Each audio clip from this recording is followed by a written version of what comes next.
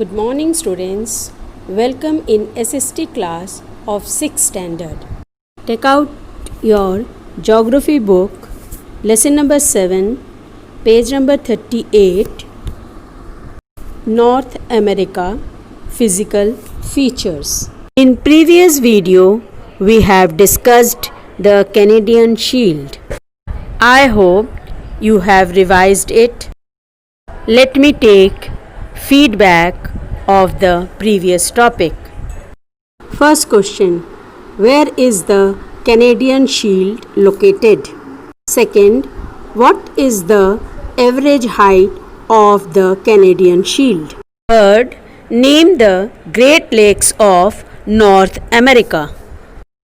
Fourth, name the most important waterfall of North America. Fifth, name the important river of Alaska. Sixth, name the busiest inland waterways. Now, let us see today's objectives. First topic is let's inquire.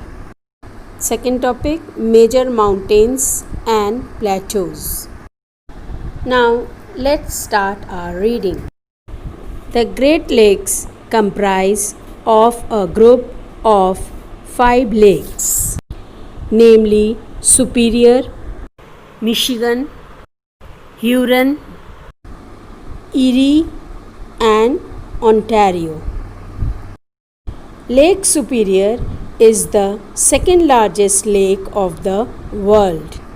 The largest lake of the world is Caspian Sea. The Lake Superior lies at the boundary of the USA and Canada. You have to fill the lakes in North America's map as they are filled in this map. Great Lakes are a series of interconnected freshwater lakes. Lake Superior is the largest lake of North America. It lies at the boundary of the USA and Canada. And Caspian Sea is the largest lake of the world. Let us start reading. The Mississippi River is richly celebrated in the American literature. Mark Twain had set Tom Sawyer along the Mississippi River. Mississippi in the Native American language means Great River. The Mississippi River, along with its chief tributary, Missouri, is the third largest river in the world. Its length is 3,778 kilometers. Mississippi River is famous in American literature also. Mark Twain was an American writer. This book, Tom Sawyer, revolves around the Mississippi River. The meaning of Mississippi River in American language is Great River. Missouri is the main tributary of Mississippi and the third largest river in the world. A number of active and extinct volcanoes are found in the Western Cordillera. Most of the rivers of North America have their sources in the Western Cordillera. Intermontane plateaus are found in between mountain ranges and are completely or partly surrounded by mountains. Western Cordillera is famous for active and dead volcanoes. Almost all the rivers of North America start from the Western Cordillera. Intermontane plateaus are surrounded by the mountains from all the sides. For example, Colorado Plateau of North America. A canyon is a deep, narrow, and steep sided gorge cut by a river in an arid area. Arid means dry area.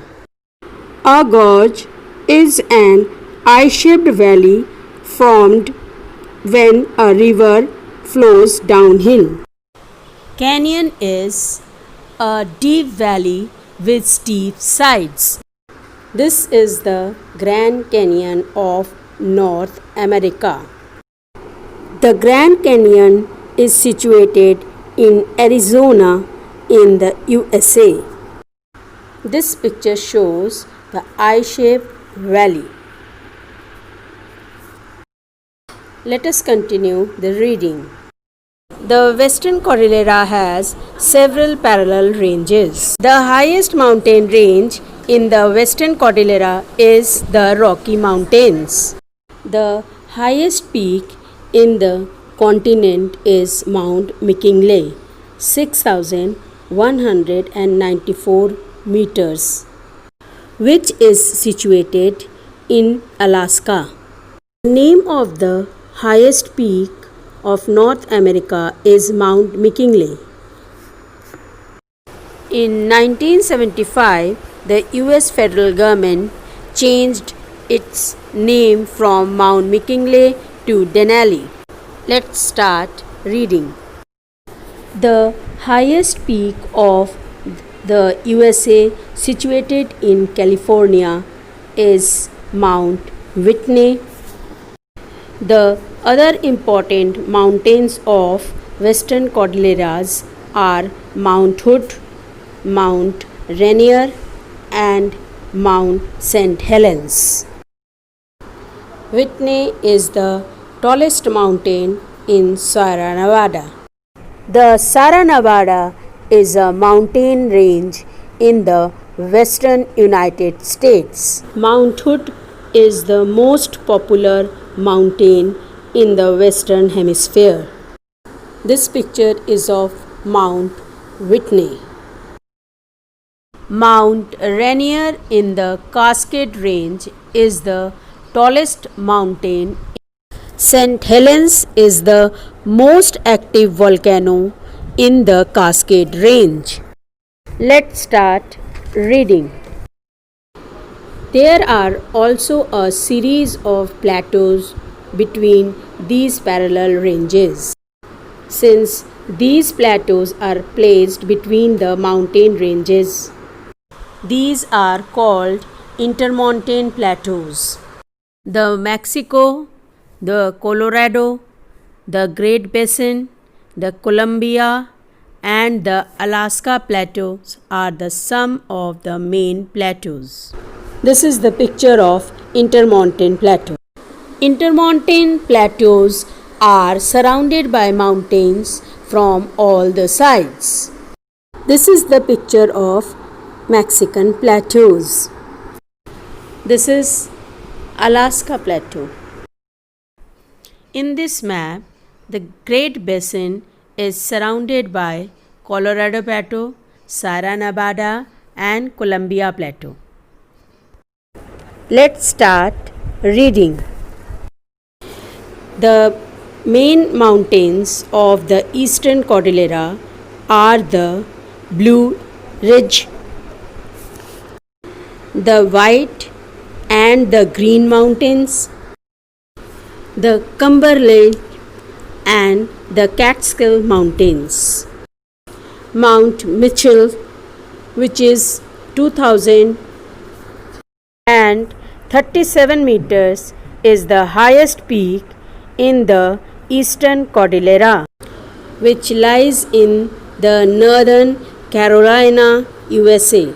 The Blue Ridge Mountains are located in Appalachian mountain ranges. The White Mountains are rugged. The White Mountains are located in Appalachian mountains.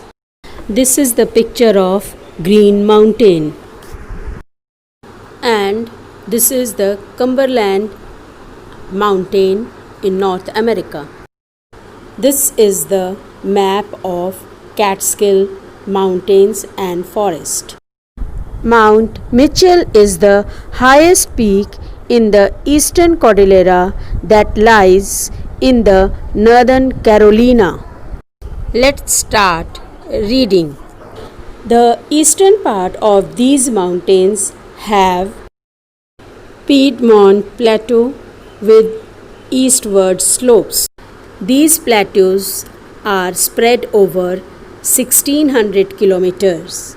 These act as a link between the interior of North America and the Atlantic Ocean. The Central Lowlands and the Canadian Shield are free from mountains and plateaus. Piedmont Plateaus are the plateaus located at the foothills of mountains. The Piedmont Plateau is located in the eastern United States between the Atlantic coastal plain and the Appalachian Mountain. These plateaus are spread over 1600 kilometers. The Central Lowland and the Canadian Shield are free from mountains and plateaus. The Canadian Shield is one of the world's richest areas in terms of mineral ores. The southern edge of the Canadian Shield has very fertile soil, that is why it is very good for farming.